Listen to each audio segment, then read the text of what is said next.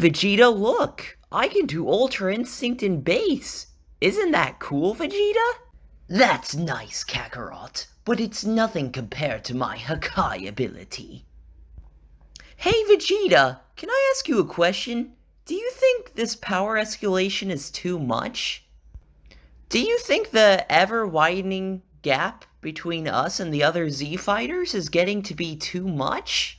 I don't care about that, Kakarot. Screw Piccolo, Gohan, Goten, Trunks, and all those other characters.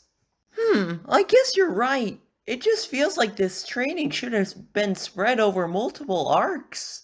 But instead, I've got base form Ultra Instinct in the span of a single chapter. You would think that'd be like a huge goal for me to work towards, but nope.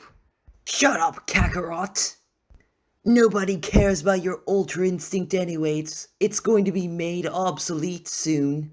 Just like the original Super Saiyan transformation. Humph, in your dreams, Vegeta.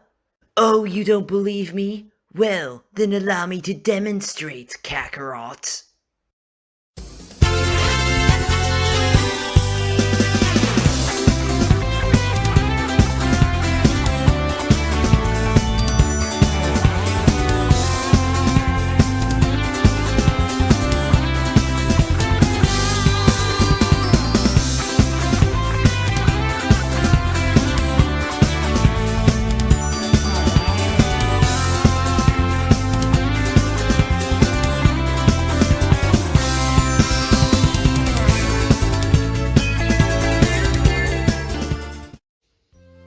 Hello everyone, this is the Sammy Classic Sonic fan, and I'm joined here by Donkey Kong. Say hello.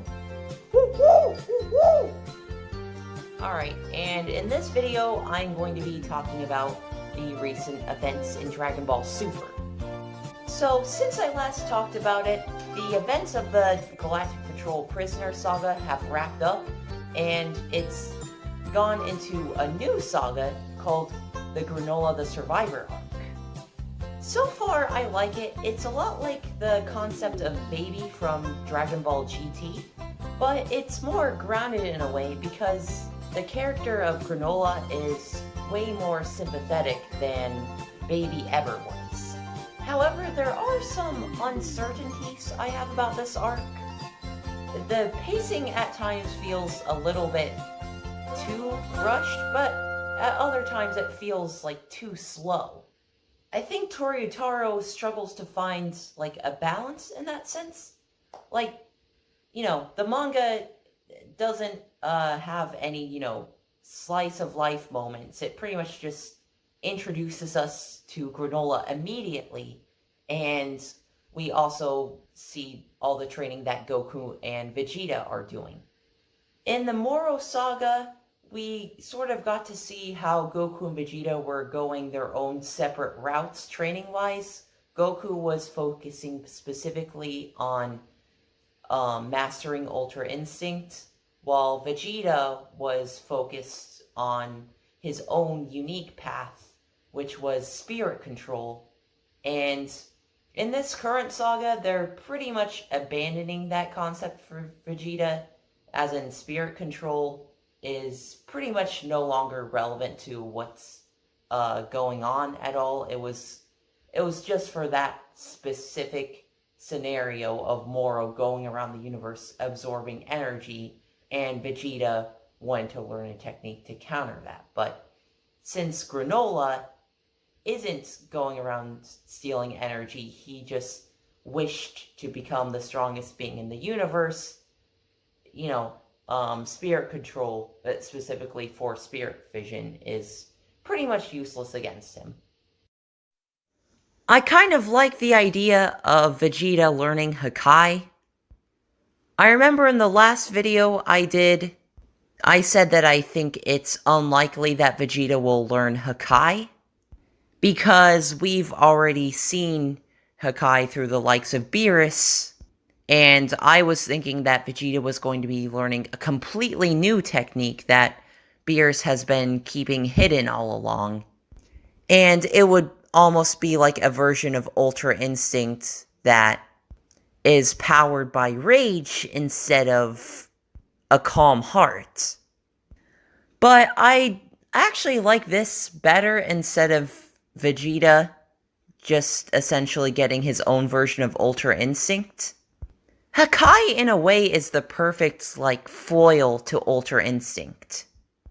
Because Hakai, if you think about it, it's an ability that has a lot of range, and what's something that you need to contend with Ultra Instinct? Yeah, you guessed it, a lot of range. Either that, or a great abundance of speed and power like Jiren had. But yeah, as we saw in the finale of the Moro saga, the only way Moro could compete with Goku's Ultra Instinct ability was by merging with the planet, and in that case, there weren't many places for Goku to dodge and run to because, Moro was essentially the battlefield. Oh, look, I'm in my car now. Oh, and I'm being joined by Mimikyu and, Shadow. Oh, and, Jinder's back there, too. But anyways, I know, I'm just afraid we're getting to a point in the writing that there's just no way other characters can realistically catch up to Goku and Vegeta, not just power-wise, but also technique-wise. The way I see it, the only other character I can possibly foresee catching up to Goku would probably have to be Oob, and that's because he's specifically being set up to be, quite a prodigy, almost like Gohan was at the beginning of Dragon Ball Z, but over time sort of lost relevance. Just the fact that Goku can already use Ultra Instinct in base form now sort of tells me at some point the narrative will have to shift to a different point of view, a different main character, because I thought Ultra Instinct in Goku being able to use the technique of Ultra Instinct in other forms like Base, Super Saiyan God, Blue, etc. I thought that would be, like, something way down the line that would be, really difficult for Goku to achieve and set his mind on, sort of an ultimate achievement for the ending of Dragon Ball Super, but we might already be getting to the end in the sense that, we could be approaching the ending of Dragon Ball Z, like the end of that 10-year time skip between the Buu saga and the ending of Dragon Ball Z. It makes sense with Oob being reintroduced in the last saga as being this character with a lot of innate god ki. And not just that, but it's also being hinted towards the Granola arc being a story arc that'll actually take place over a longer span of time, We've already had, like, 2 time skips in this saga. There's a time skip, between Moro's defeat and, sort of the events of Granola finding OG-73. And then you've also got to take into consideration the time skip that happened while Goku and Vegeta were training towards Hakai and base Ultra Instinct. So, really, we could be somewhere around the ending of Dragon Ball Z, around the time this arc wraps up, and I think that's a very, interesting possibility.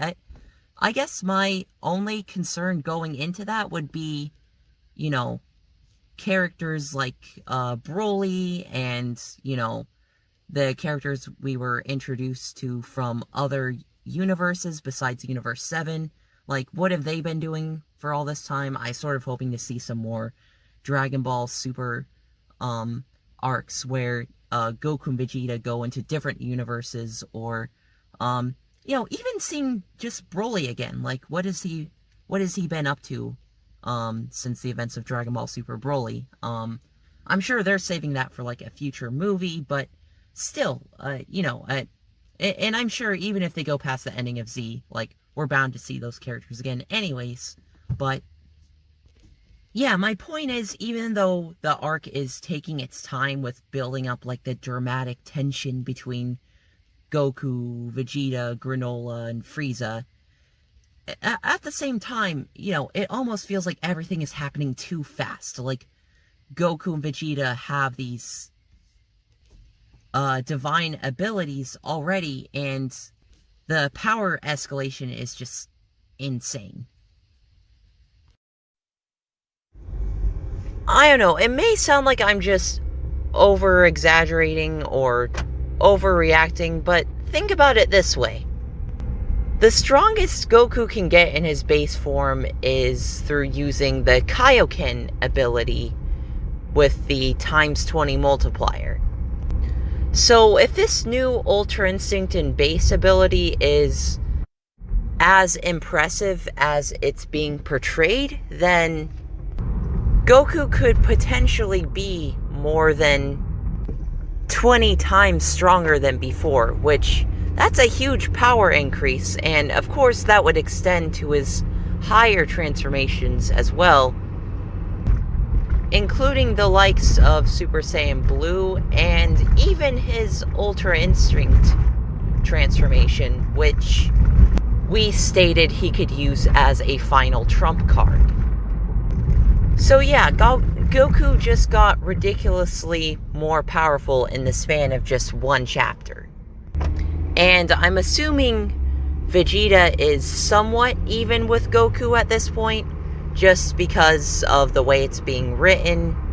Beerus believing with full confidence that Vegeta is within the realm of Goku's level of power.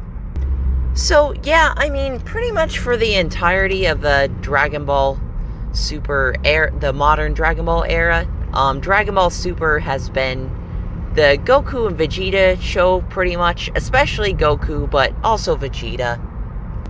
Not really much room for other characters to grow, and whenever it does happen, such as in the case of Gohan, it's just in some, filler episode, and it's treated as unimportant.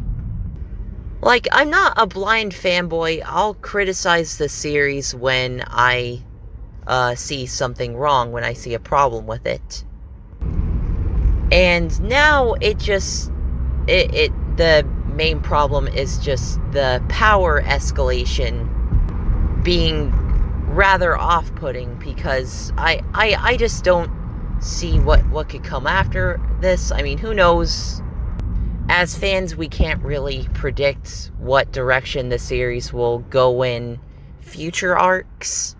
There could be some totally different ability or power-up that surpasses Ultra Instinct and Hakai. There could be, an even higher hierarchy of gods. Like, where the heck is Zalama? So, who knows? That remains to be seen. For the time being, Dragon Ball Super is still good.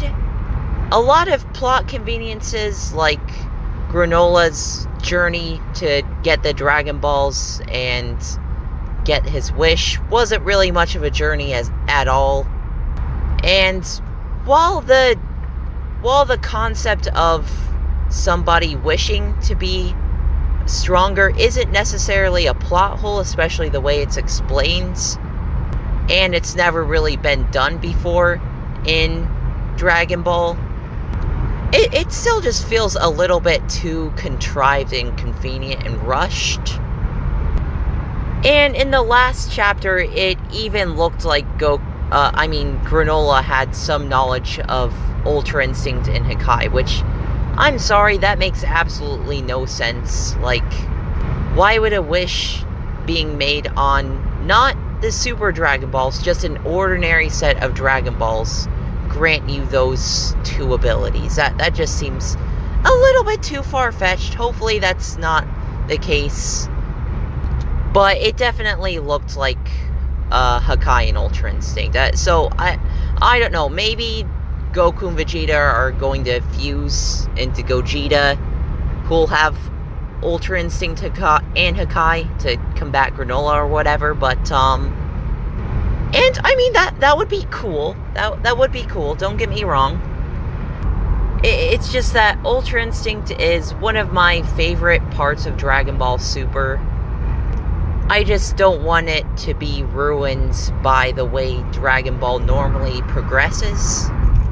And I think Toyotaro and Toriyama should have focused on, like, other plot threads first. But who knows, perhaps they're saving that for, like, slice of life moments for whenever the anime comes back, which, who knows when the heck that'll be at this point. Hopefully before 2022, but we still have no information about that, so I kinda doubt it. Even a new Dragon Ball Super Broly movie would be great. Just give us something, some sort of new Dragon Ball animation. I don't know. I should be satisfied at least that the story's continuing through the manga, but I generally just much prefer animated Dragon Ball. That's what got me into the series. Anyways, let me know in the comments what you have thought of the latest Dragon Ball Super chapter and just the Granola, the Survivor arc as a whole. This has been the Sammy Classic Sonic fan, and I'm signing out. Later, you fricks. One last thing before I go. Somebody named The Gamer Guy has a end of video squad question, which I haven't answered any of those in a while, so I figured why not bring it back for this video. But he says, he's asking, what are my thoughts on Mario and Sonic at the 2020 Tokyo Olympic Games? Personally, I think it's, it's decent, because, I mean, Mario and Sonic at the 2008 Olympics, for Nintendo Wii, that was a game I, grew up playing a lot, especially, like, with, my friends and, people like that. But, over the years, they kept on producing, like, newer versions of that game, new sequels, like, every 2 or so years, like, they've done Winter Olympics, they've gone back and just done, like, new Summer Olympic Games for Mario and Sonic. So, yeah, basically, my thoughts on it are, it's decent. It gives it, like, newer generations, a chance to, play it on the Switch. It's always, good to have that on every new console they make, and I'm interested to see, like, what new, things they add each time. This time it was, the 8-bit, mini games, which I think that, I liked that, concept a lot. Yeah, and I don't personally own a copy of the game. I've just played it at my friend's house, and I've also played the arcade version. It's pretty fun. I mean, I don't really feel the need to get my own copy of it, just because I don't think I would personally play it that much on my own time. But yeah, overall, I suppose I like it. Yeah. But as for end of video squad, I think I'll just try to keep it short. Not answer like every single end of video squad question. Maybe just like 1 or 2 per video. Anyways, that's all.